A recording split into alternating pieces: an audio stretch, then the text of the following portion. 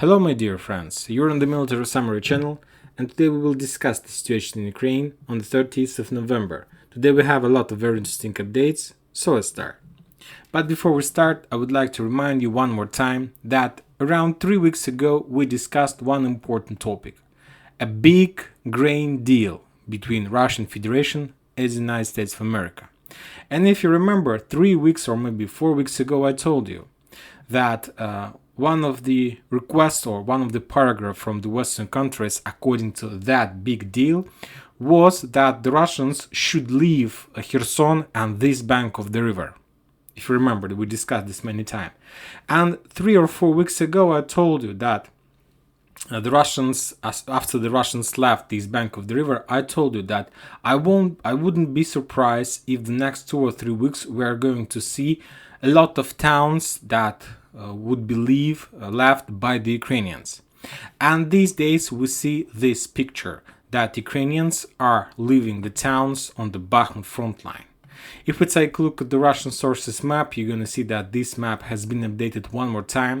Now Kurdyumovka is colored in red, saying that means that this town is under Russian control, and the Russians have established control and the territory along these water reservoirs, these water arcade. This evening, right before we started recording this video, the Russians gave another update that they established control over this small town Andriivka. This one and this map has been updated as well, showing that this town is on the Russians. Furthermore, today during the day we got reports that the Russians got control over Bilogorovka and they finally completed the battle near Yakovlevka. And according to the situation now, the Russians have some kind of door to continue their offensive operation in direction of Vysyola and to encircle Yakovlevka. Furthermore, the Russian Ministry of Defense reported that these days they are completing and finishing the clearing operation of Vodyane. So one more time, I'll remind you one more time that 3 or 4 weeks ago I told you that I wouldn't be surprised that as a part of that great big deal, grain deal between United States of America and Russian Federation, we would see like a big step back and big retreat from the Ukrainians somewhere on the front lines. I'm not saying that the things that we see today about that the Ukrainians losing town by town is not just a part of great Russian offensive operation. I'm not saying this, but we had this discussion, and before making some kind of conclusion, let's try to analyze everything. But because maybe all this stepping back of the Ukrainian side from these towns is just a part of that great deal that the Russians, say United States of America, made 2 or 3 or maybe 4 weeks ago. Now let's talk about the front lines. If we are talking about Donetsk area, as I told you, the Russians reported that they established final control over Kurdyumovka, over Andriivka, over Bilogorovka. So a lot of towns, they're pushing Ukrainians back. The Ukrainians are forced to step back on the line of Klishchiivka, Beliivka, Belaya Gora. As a result of clashes on this front line, the Ukrainians lost around 50 soldiers and something around 13 armored vehicles. If we're talking about Kupiansk, there are the same stories, the same pictures. The Ukrainians were attacking in direction of Kuzyomovka, and the Ukrainians were attacking in direction of Plaschanovka. As a result of those attacks, all those attacks were repulsed by the Russians, and Ukraine lost around 50 soldiers on Kupiansk front line near Kuzyomovka in the area of Novosilovska, and around 40 soldiers around Plaschanovka on the south on Liman front line, and around 6 armored vehicles. And another front lines that have been activated these days is of course the South Donetsk front line, where the Ukrainians made another offensive operation. We're trying to take back the territories near Novomikhailivka, near Novodonetsk, and so on. But all those attacks were repulsed as well, and the Ukrainians lost around 50 soldiers and something around 10 armored vehicles. So this is about the situation on the front lines. And today there were 2 important updates. One update connected, related to the situation on the ground, and the second update related to the Poland and the western part of Ukraine. Today we maybe you heard, maybe you haven't. Today there was some kind of report from the head of Russian intelligence. And he told us a lot about the negotiation in Turkey, about the big grain deal And also he told a lot about he said a lot about the plans of Poland, about the western part of Ukraine. And today the head of Russian intelligence reported that the Polish authorities are plans to make some kind of referendum on the western part of Ukraine. To be more precise, Poland are planning to make referendum in Lvov region, Ivano-Frankivsk region, and in Ternopil region. And the question, the Polish are planning to ask the Ukrainians in this part of Ukraine whether they are willing to join Poland and to become a part of Poland, and as a result, a part of European Union. And now they're doing some kind of poll, trying to understand in social networks and the internet, trying to ask people their opinion, and they will analyze the situation. And if they receive positive result, of course they will start this process.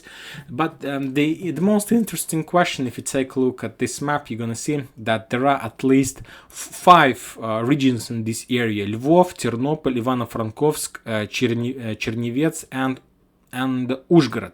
So these 4 regions, but according to the information we have from the head of Russian intelligence, Poland is planning to take control over just Lvov, Ivano-Frankivsk, and Ternopil.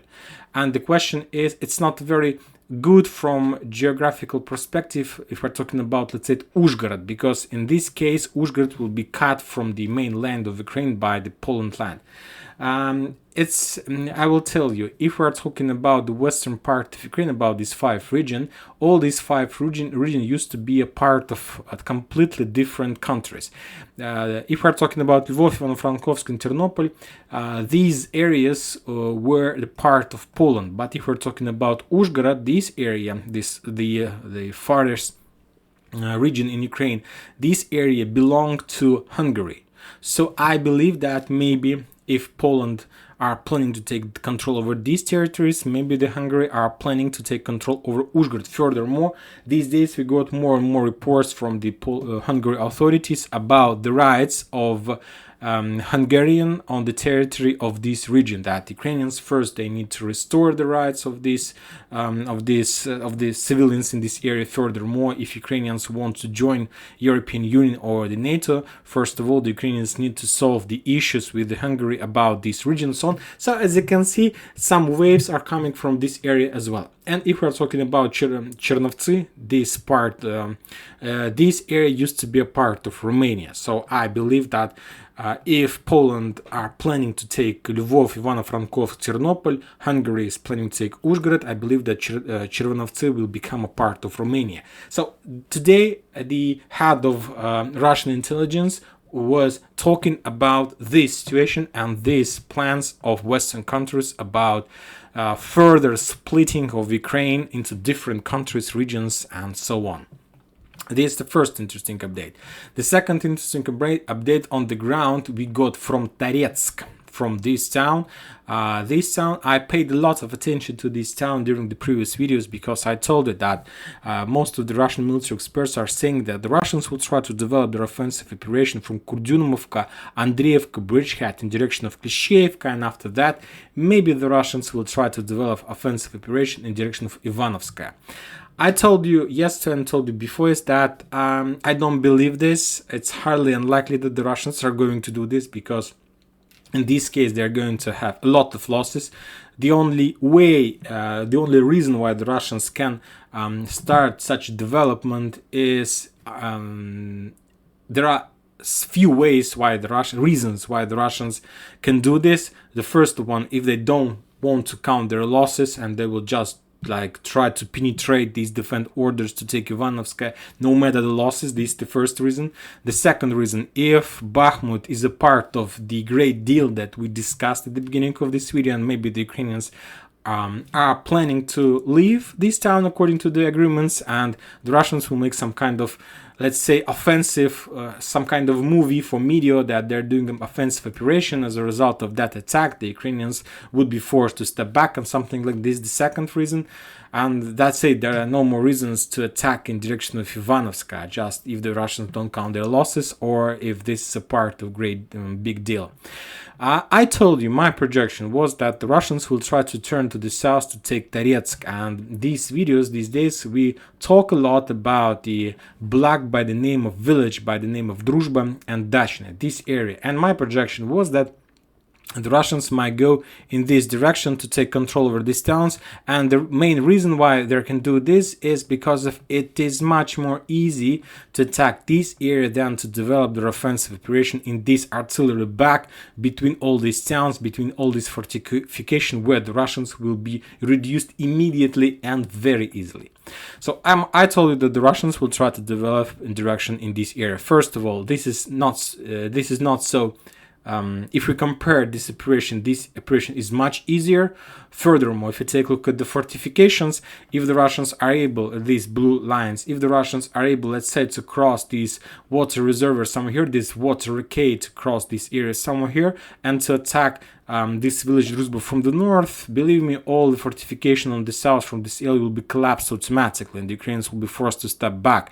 And of course, it will give a lot of opportunities for the Russians to develop their offensive operation. Yes, if we take a look at the ground map, we see that there are at least 4 hills on the corners. All these 4 hills plays a very important role in the operation of defense of Toretsk. But anyway, this is not like solution for the Ukrainians to hold this area for endless time. Anyway, they will be forced to step back if the Russians can develop their offensive operation here.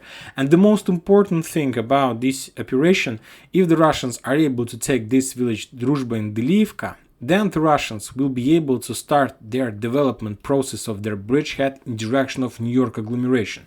If you take a look at this map, and both maps and the Russians and the Western sources confirms that the Russians controls, and we can say they have the gray line, this the front line, moves on the south part of New York and Alexandropol. So that means that the Russians do have access to south part of these towns. They don't need to cross fields. They don't need to make storm operation. They are already in these towns like Alexandropol and New York. So that means that the only thing they need is to activate their movements and start pushing the Ukrainians from let's say Novoselovka in direction of New York and from Novobakhmutovka in direction of Alexandropol. So let's update this map.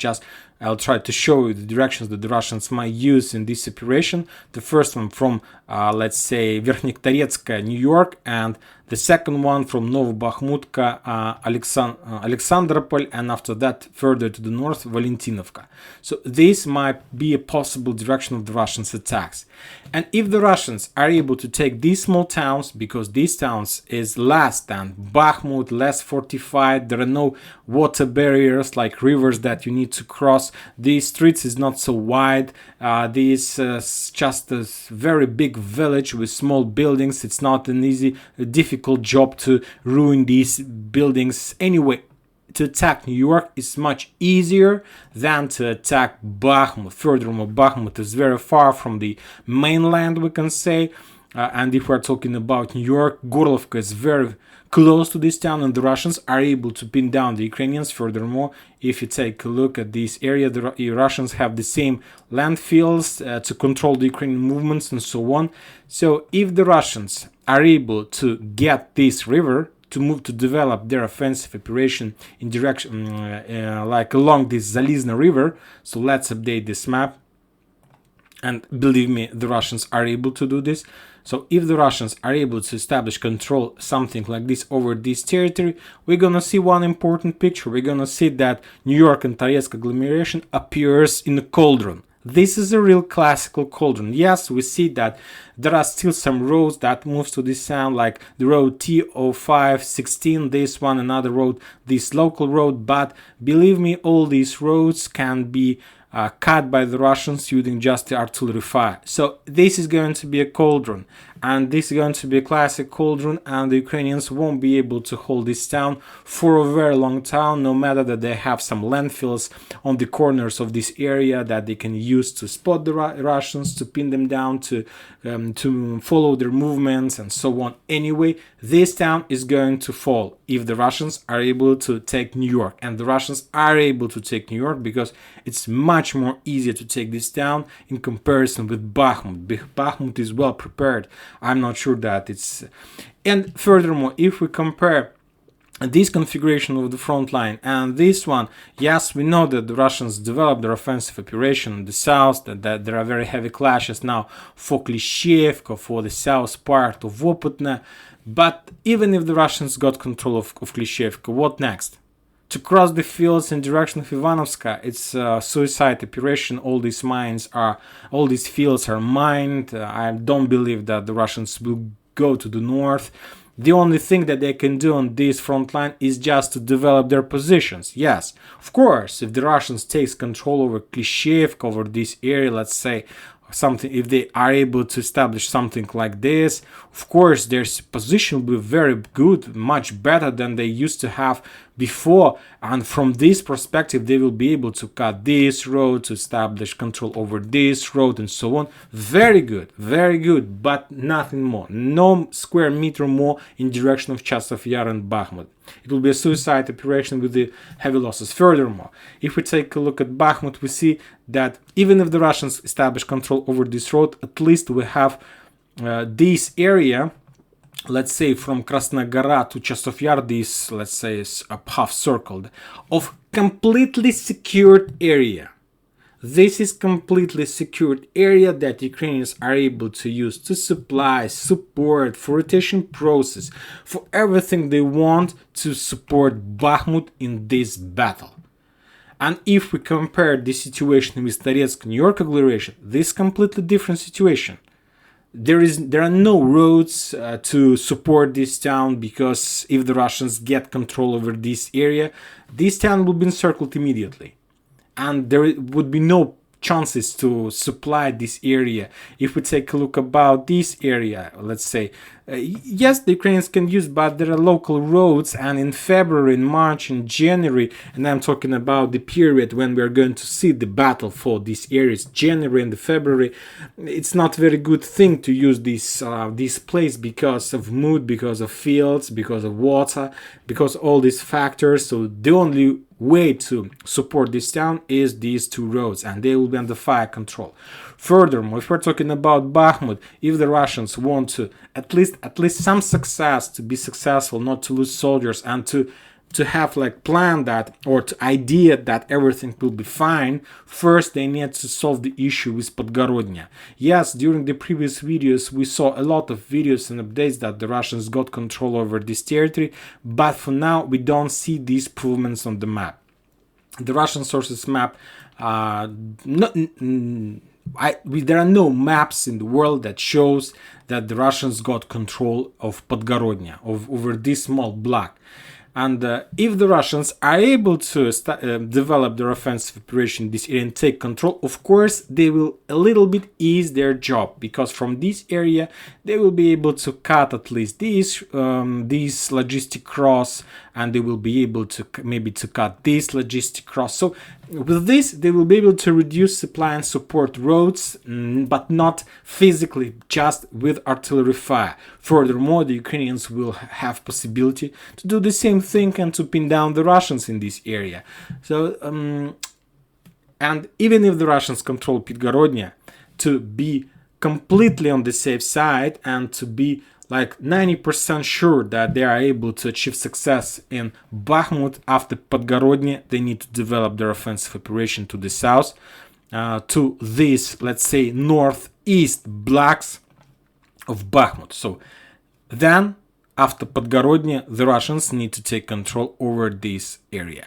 And if the Russians take control over Podgorodnya, over this block on the northeast of Bakhmut, over Klishchevka and so on, then in this case we can say that yes, the Russians can achieve success in this area, they can reduce the Ukrainians as much as possible, but even in this situation, the Ukrainians will have almost the same benefits, because the Russians attacks and the Ukrainians can attack the Russians from Chasov Yar everywhere. They can attack them in Bakhmut, they can get them. There are still problems with Solidar. Solidar is on their position. The Ukrainians are not retreating from this area, and they have a very nice supply and support from Seversk bridgehead. These days we received update that the Russians got control over Bilogorovka, so let's update this map according to this update. And this very important area, and from this area the Russians are able to develop their offensive position in this direction, Vesyoly and Yakovlivka, to attack Yakovlivka from many sides. Yes, they need to take this area if they want to proceed with Solidar, but all this, if the Russians are able, means time. So, and this is a lot of time. And to tell the truth, I'm not sure that this is very nice idea from the Russian side to be active just on the one front line. So we can say that the line between Kurdyumovka to Bilogorovka, this is the only front line where the Russians has some activity. And the Ukrainians, it's not a very big deal, a problem for them, even if they're losing, to be mobile, flexible, and to work with their reserves. If the Russians open another front line, and I'm talking about this one, it will create a lot of problems for the Ukrainians. And if we're talking about this area, today we got even two important updates from this area. The Russian Ministry of Defense reported that as a result of the previous 24 hours clashes and attacks in this area, they destroyed one headquarter or command center of the 1st Ukrainian Brigade. So as you can see, the Russians started their something in this area. Furthermore, the Ukrainians, because they understand the same thing that we discussed, they expect some activity in this area, they at least they started movement of their, let's say, fuel. They start supplying this area with fuel and ammunition and shells. So the Ukrainians started preparation for some kind of battle in Toretsk and New York agglomeration. But I must say, if they started doing this right now, I believe that they missed the time, in case if the Russians are plans to start something from in direction of New York, so like to encircle this area. If they don't, so the Ukrainians don't need even to worry about anything.